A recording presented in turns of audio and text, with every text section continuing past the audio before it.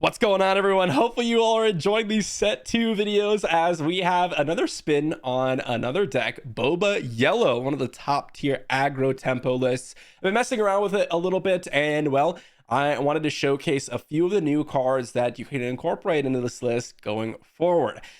I'm not promising this is going to be the absolute best list. I'm not even promising this is even better than the other Boba lists, but there are some really powerful synergies and some really powerful cards that we can take advantage of with set 2, and I want to showcase that for you today. If you want to pick up any cards, guys, I do have a link for TCG Player. Helps myself out and you if you use it down below, so be sure to do so.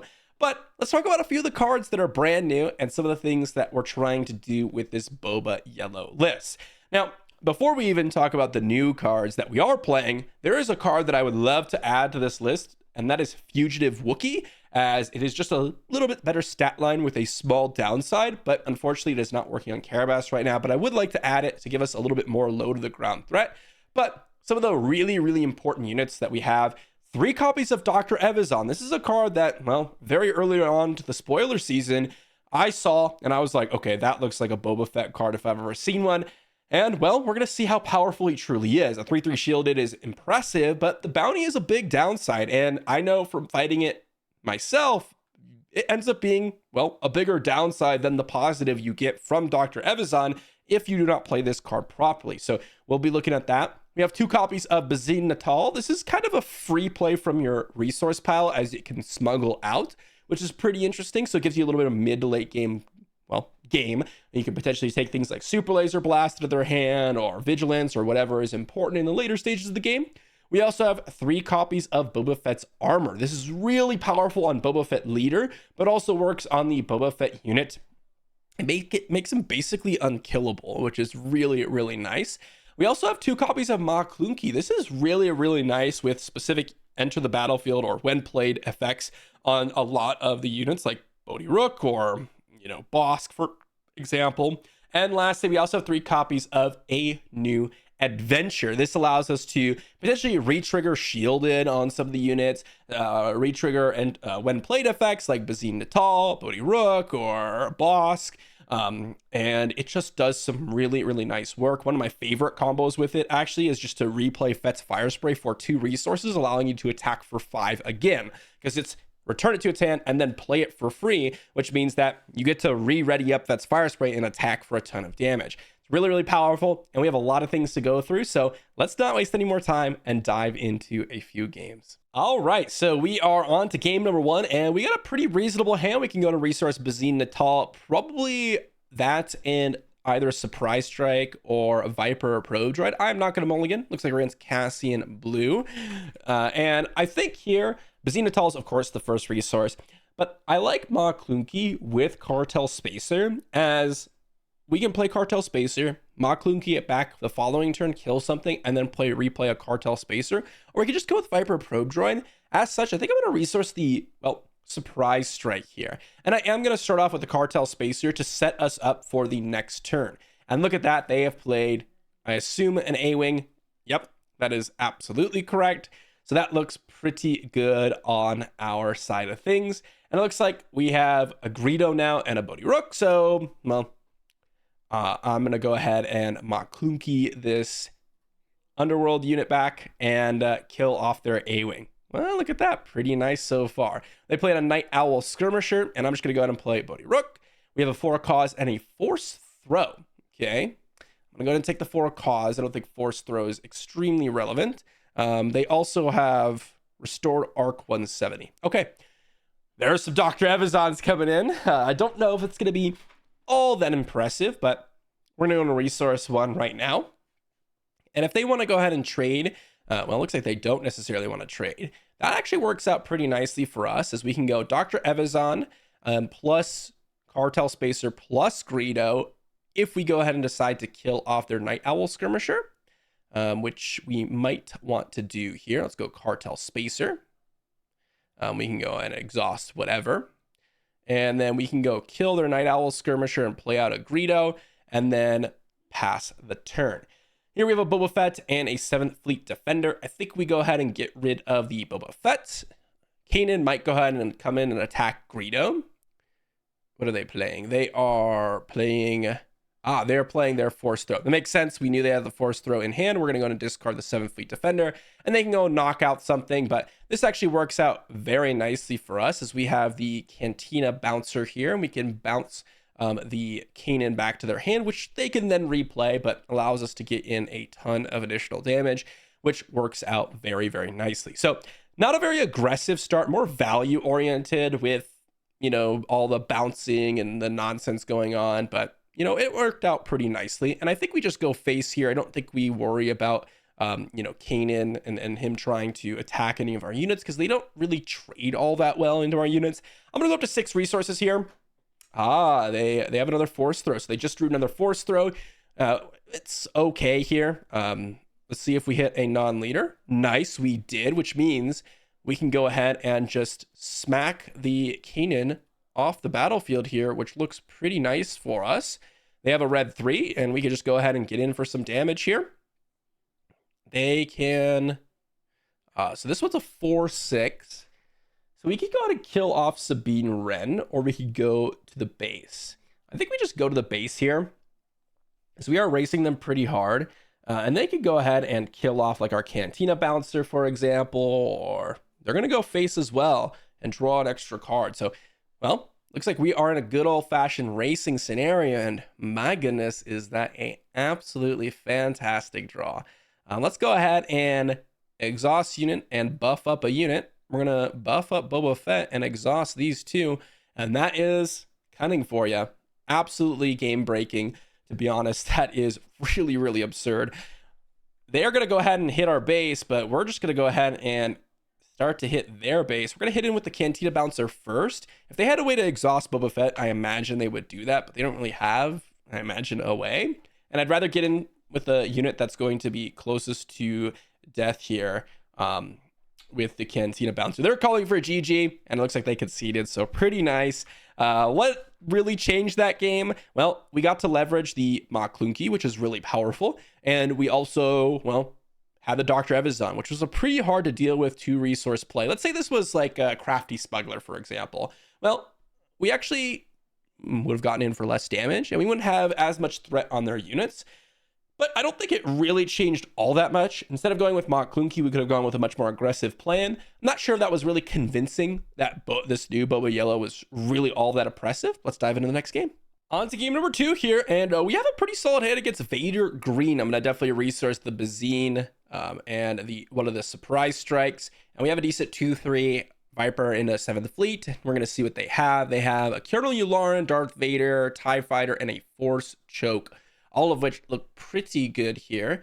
They're going to go with the TIE Fighter, maybe Force Throw us. They're going to deal 1 damage, it looks like, and try to go for the longer play. Okay. I definitely see that being a pretty reasonable option for them. We're going to go Surprise Strike, resourced away.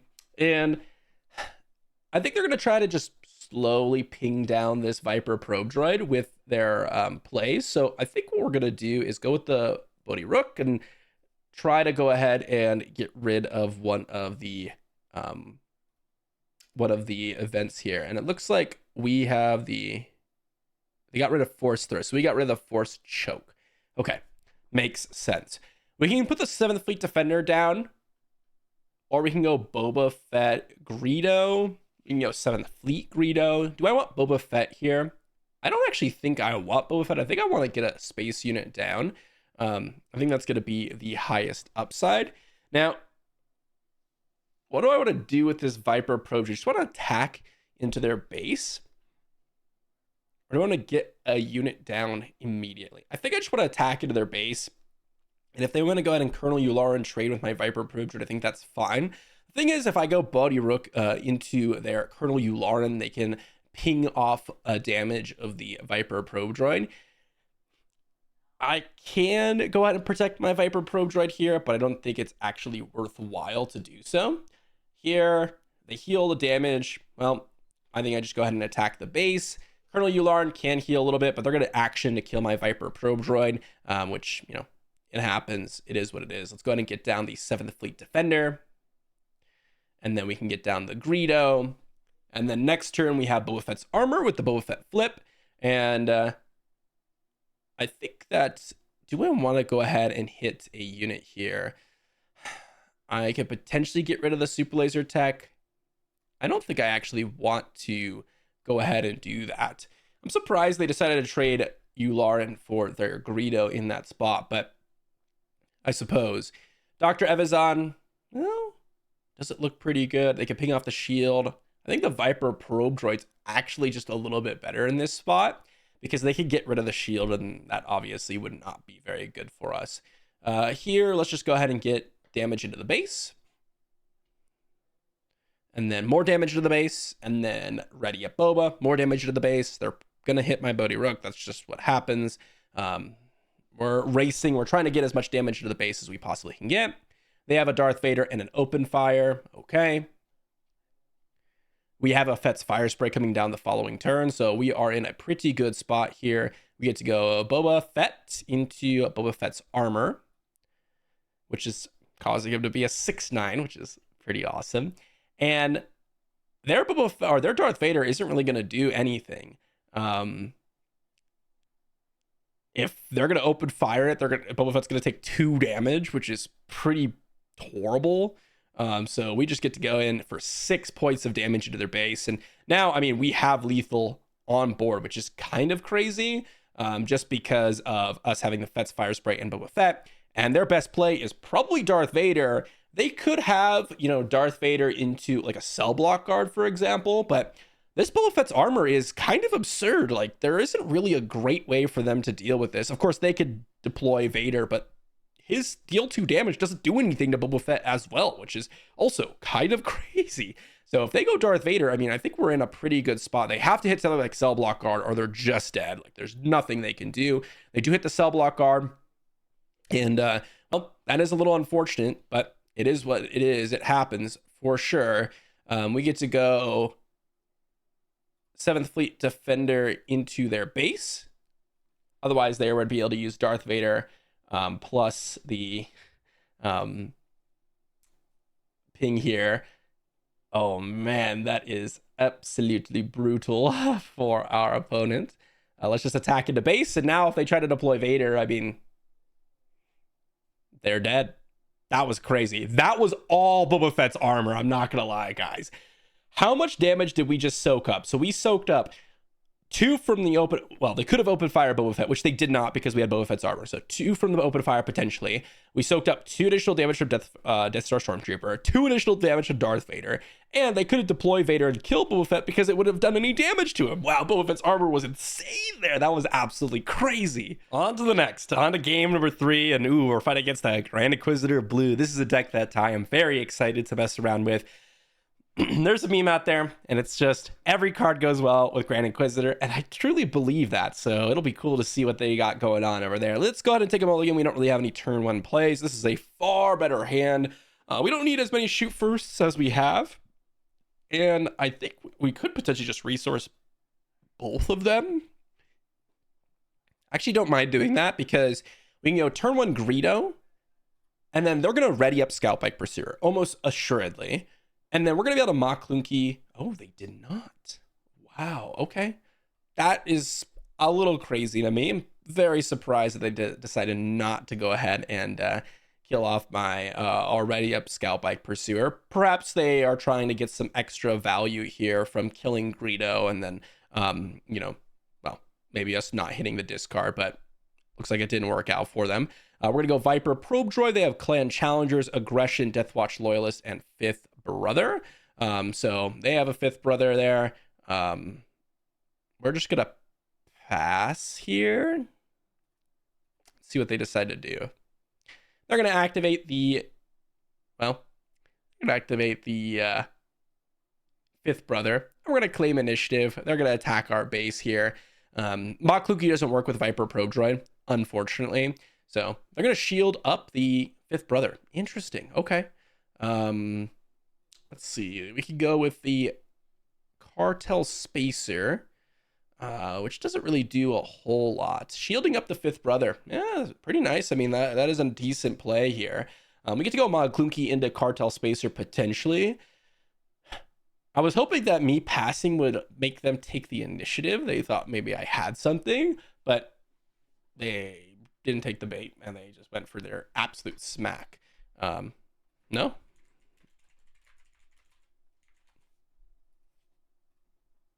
That guy that says I want to undo.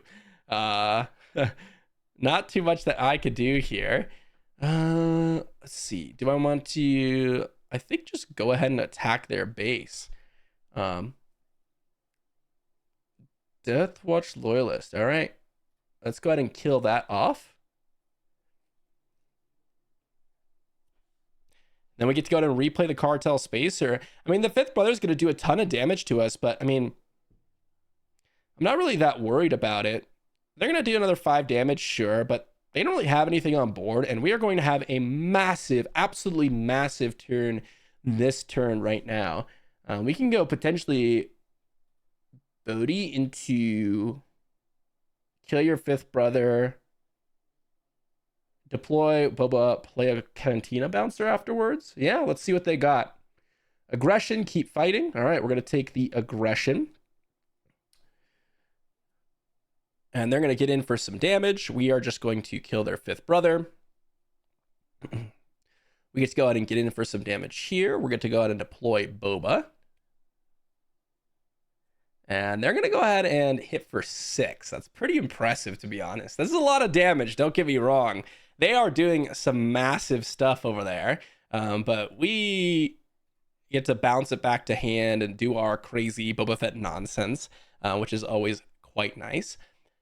And then we get to go ahead and potentially Boba Fett's armor up our Boba Fett, get some massive value in, as Clan Challengers doesn't actually do anything against Boba Fett's armor. So that's pretty nice. So now we could probably just kill off the Clan Challengers with the Boba Fett, and we should be completely fine, because they are only going to take 1 damage on our Boba Fett. We're going to get to ready 2 resources and then Fett's fire spray, and we are just going to outrace our opponent. Our opponent did some massive, massive damage. We had a little bit of an awkward hand.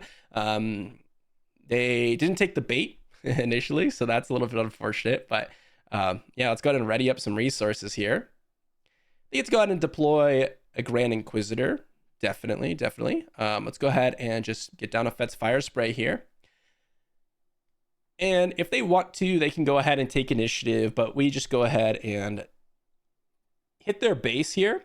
We could hit here, but I'm worried that they might have some option. I'm trying to think of what's in vigilance and villainy aggression that prevents us from winning next turn if we just hit the base. They need a little 7 damage. I don't think there is anything that they can do to prevent us from just straight up winning. We have Fett's fire spray, Boba Fett, Bodhi Rook, and Cantina Bouncer all as threats, and we drew a surprise strike. I don't really see a reason to try to kill Grand Inquisitor here. I don't think that's necessary. Maybe I'm entirely wrong, but they have to play like an upgrade or something to get some value. Like if they play like a hot shot blaster, then they get in for 2 extra points of damage. If they need 7 points of damage, I think that was totally fine. Interesting. Yeah, I mean, Fifth Brother was pretty good there for sure. The the Cantina Bouncer definitely was that key. Again, that's the Boba flip turn, right? We were able to deploy a threat. What was it? Bodhi Rook. We got to take the aggression. We got to deploy Boba Fett. We got to attack in, kill something, or we killed something with the Viper probe droid. We got to attack in, ready 2 more resources, Cantina Bouncer, just kind of do classic Boba Fett stuff. You know, we didn't really do anything too crazy. Ma Clunky was kind of nice, but it didn't really do a whole lot. I mean, it killed off the Death Watch Loyalist. And if we hadn't had that, we had like a surprise strike or a shoot first, it would not have worked because we bounced the Cartel Spacer to our hand. So we actually would have taken 5 points of damage, and actually we would have just lost. So maybe that's the difference maker, maybe it isn't. But on to game, well, number 4. On to number 4, and looks like we're against Sabine Blue. Probably some sort of, you know, what's it called? A Mandalorian upgrade style of deck. I'm kind of interested to see. We're going to go and resource a Bazine Natal and a new adventure. Hopefully we draw some sort of action on turn 2. This is potentially a mulliganable hand because we only have the 1 play and we don't have any guaranteed things on turn 2. So this could end up backfiring.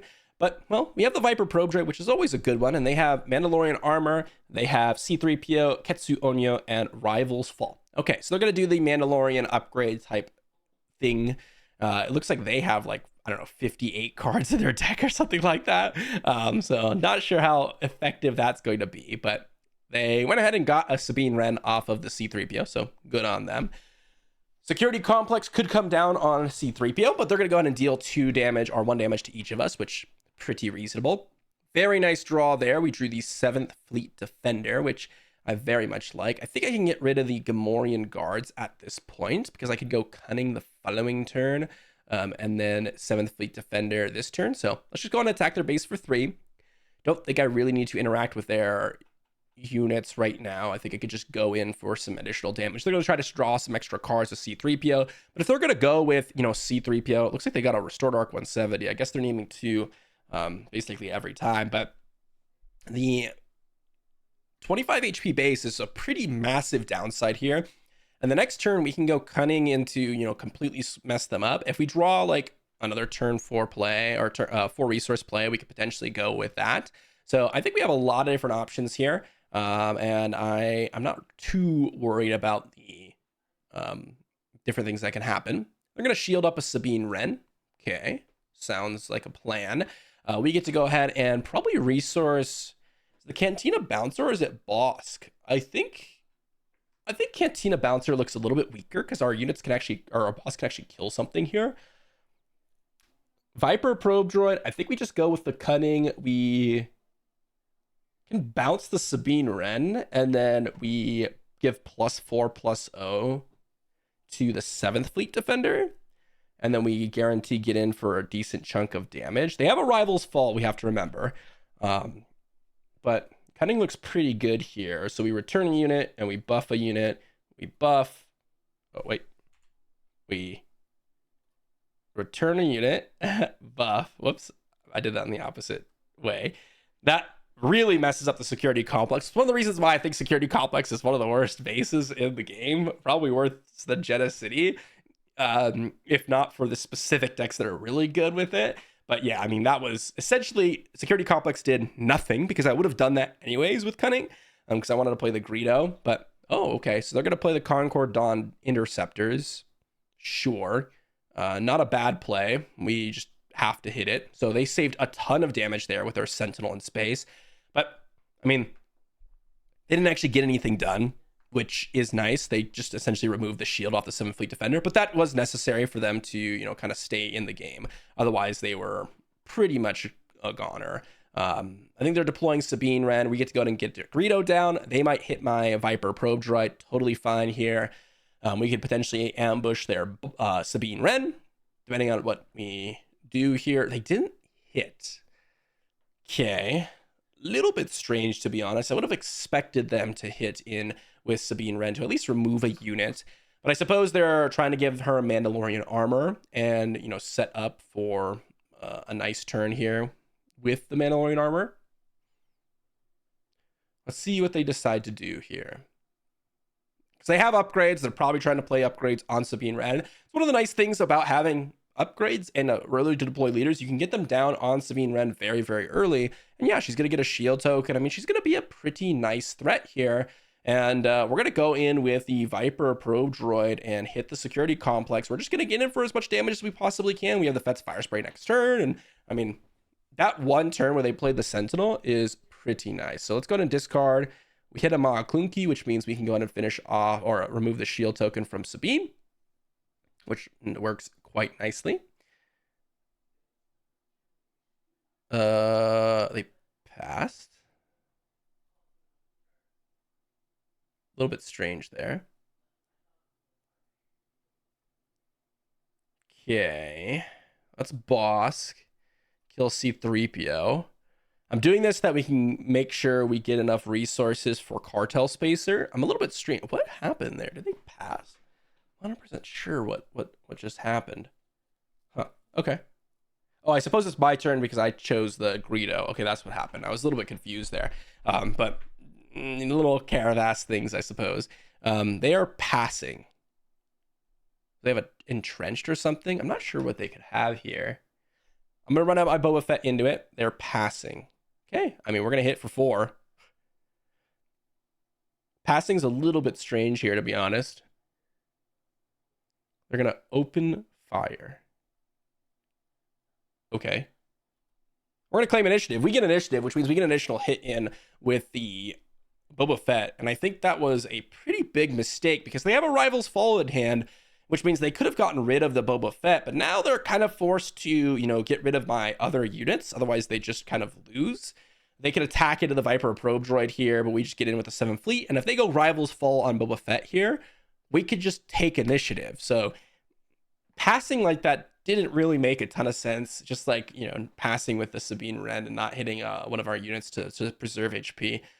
Probably not the play, but it's one of the reasons why I don't think drawing a bunch of cards is very good in this game. Like, they did a lot of C3POing, but, you know, they are sitting there with 6 cards in hand, and they're not going to deploy any of them. I mean, they could have a Sentinel here or whatnot, but I mean, look, they have 0 resources. We just claim initiative here, and we can win the game. So GG. We could also deploy Fett's Fire Spray. There's many ways we can win the game, but I just decided to claim initiative. There's not really anything they can do, and that's another game. Let's move on to the next. And on to our final game of today. We've got a pretty interesting one. We have Chewy Yellow over on the other side of the battlefield. I think I'm going to keep this. It's not like super impressive, but we do have a turn 1 plane Cartel Spacer, and we do have a turn 2 Bodhi Rook with a new adventure, which could potentially be pretty strong.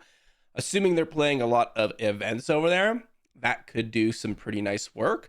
Other than that, I mean, you just have a solid curve, you know, turn 1 play, turn 2 play. We have the Fett's Fire Spray in hand. You basically never want to get rid of the Fett's Fire Spray. I mean, that card is the game ender for basically every single matchup. So we're going to go with the Cartel Spacer, and let's see what we can do here. We also get to bypass the Crafty Smuggler here, which is kind of nice. Here there's a Cunning. There's also Gamorrean Guards, and I think in this spot I actually prefer to resource the Gamorrean Guards just because Cunning is that powerful. See what our opponent decides to do. They might try to go for the Sentinel play. I'm just gonna go in for 2 damage here and see what they decide to do. I could have gone with the body here just because they may go for you know, some sort of event, and it looks like we have a Luke Skywalker, Electro Staff, and Kanan in the opposing side of the battlefield. So pretty solid. We're gonna go ahead and pass here. Well, a 1-4, not super great when you're looking at the 2-3 on the opposing side of the battlefield. They're probably gonna go with the Kanan here, which makes a decent chunk of sense. I think I'm going to go ahead and resource this Viper approach, right? Because I plan on going Cunning this turn. It's not insanely powerful, but they're probably going to play. Yep, there's the Kanan. And now we can return and buff up the, let's see, return this, and we could buff up this guy. Do we want to? We could just do the Cartel Spacer. It doesn't really matter, I imagine, because we're just going to hit their base anyways for a decent chunk of damage. And then we're going to, you know, just take initiative or pass the turn into the next turn. No Good to Be Dead could potentially be good, but well, we're just gonna get in for some damage here, and well, go on to the next turn. New adventure looks pretty bad here, to be honest. They only had the 1 non-unit, which is the Electro Staff, and I could risk it and try to go for, you know, more events or non-units, but I don't think that's necessary, and I think I'd just rather play the No Good to Be Deads and all that good stuff going on. So that is what we're going to do. They're going to hit our base. We're going to get Bodhi discarded. That should have only been a heal for 1. Oh, they discarded the 7th Fleet Defender. Never mind. I thought they hit the body after that, or the Bodhi after that, but we're just going to hit their base for 2 here. Probably play a 7th Fleet Defender following it up. And we're going to see what our opponent decides to do here. It's going to get a 7th Fleet Defender out there. They kind of have to play the Concord Dawn Interceptors. It is pretty good against us, for sure. We get to go ahead and get Boba out. Let's see if they have some sort of exhaust spell or event here. We're just going to go ahead and No Good to Me Dead the Kanan. And we are going to pass the turn. And we have a Bosk, and we also have a Greedo. We also have the Fet's Fire Spray. The No Good to Be Dead doesn't look that fantastic here. But we can Fet's Fire Spray into their Concord Dawn Interceptors, and then, get in damage with these two. So I think that's probably going to be the play. We could Greedo first. I'm not actually sure what we should be doing here, because we can't actually kill their Concord Dawn Interceptors with one of our other space units.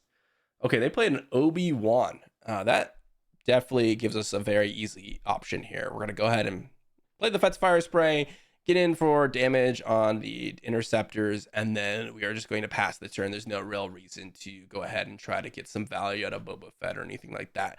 We're going to make our opponent hit us. So they're going to hit maybe Boba Fett. Okay, they're not. We're just going to go ahead and attack their Interceptors. Then we're going to get in for a nice chunk of 5 damage, and we are pretty nicely set up for the next turn. They're gonna have a million Sentinels on the ground arena, but Fet's Fire Spray looking to be the game ender, and those were some really nice draws here. That gives us a ton of additional damage on their base and a potential chance to bounce something, potentially exhaust something. That is really huge. Their Chewie deploy does nothing for them because we don't really care about Boba Fett at this point in the game. We got in for some damage, and we are looking to be pretty nicely set up at this point. They can attack with Kanan, which gives them a few different options, right? To give them some heals and such. But let's see what they decide to do here. Maybe they have a fat Sentinel, like another Concord Dawn Interceptors or whatever. Oh, who knows what they could have? But I'm definitely going to be trying to get as much damage in as possible. They have a Force is with me. Interesting. I'm going to hit our base for 6. Oh, they're going to hit Boba Fett for 6. Okay. Let's go ahead and just hit in for 8 onto their chopper base here. And now we get to see if they have some sort of other event or upgrade or whatever in hand. Because if they don't really deal with the units on the space arena, then we could potentially just attack in and just end the game. Or we can take initiative and end it with Fet's Fire Spray if need be. So we have a few different options, but I think we just get in with the Cartel Spacer here. And yeah, if they want to hit Boba Fett, sure, but that's going to be the end of the game for them. So we'll have to see what they have. And this kind of puts us in a position where we have Cunning in hand, we have a lethal threat, we have multiple lethal space threats, and we have the option to just get the initiative, and they're going to play an Electro Staff, and we're going to go ahead and finish the game. Great. Pretty simplistic there. Fet's Fire Spray ended the game. Nothing too crazy there. We had the Bazine Natel, by the way, in the resource pile, but we're going to talk a little bit about Bazine Natel in just a moment. There are, well, just kind of standard Boba Yellow cards in the discard pile. I mean, there wasn't anything too crazy. We had to get through a different couple of cards. I mean, Concord Dawn Interceptors, really, really solid in this game, by the way.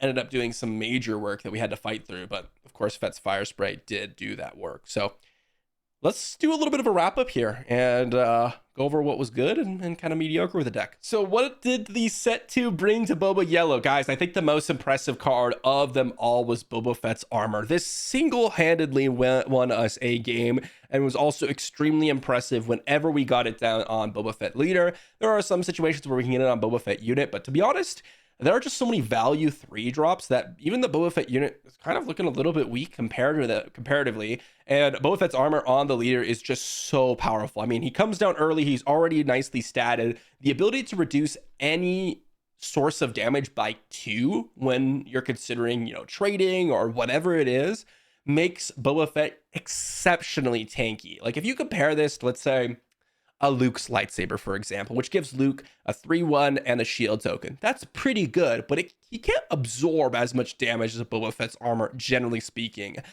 can, which is really, really crazy. So Boba Fett's armor, absolutely amazing. What about any other card? Ma Clunky ended up being pretty good in a lot of spots. Bazine Natal, I think this ends up being more of a sideboard card. I think the smuggle cards are good, and it kind of is a free play, but there is never a situation where we really wanted to play Bazine out of our resource pile. because while it can't interrupt our opponent's, draw or whatnot, you really want to get those key cards, things like Vigilance out of their hand, things like Avenger or Super Laser Blast. And you might notice all of those are controlling cards, so it's more of a sideboard option, I would think. Same with the New Adventure. I think that this card is good, and it was solid in a couple spots. We could Bodhi with it, or Fet's Fire Spray, or redeploy, but realistically, this is kind of a win more card, I would say. And so I don't know if it's really all that great. There are some really, really awesome synergies. Like if you have a Bossk on the battlefield and you play the New Adventure, you're able to go ahead and get the 2 damage, redeploy Bossk, re-ambush, which is really, really nice. Cantina Bouncer is obviously really good with a New Adventure. It's essentially a 2-costed waylay, which is really, really nice. So there are a lot of different cool things with it. But I think the definite most impressive card of the set 2 has been Boba Fett's armor for me, across all my testing. Dr. Evazan, still also pretty good. There wasn't really a moment where we felt a huge downside from him, and there were situations where he's just so oppressive because of that shield that we didn't really have a problem at all with what's going on. So pretty solid, and I think this deck is going to be one of the better ones for sure. There are a lot of Underworld synergies and a lot of cards coming into Cunning Villainy, including Triple Dark Raid, which is something that I want to mess around with in Boba Blue. So maybe that's going to be one of the next set 2 options. Let me know in the comment section down below what you want to see. Maybe I'll do some polls on the channel to determine what you guys want to look for, what you want to see in the next future videos. Thanks for watching, everyone. Hopefully you enjoyed, and I will see you all for a video tomorrow.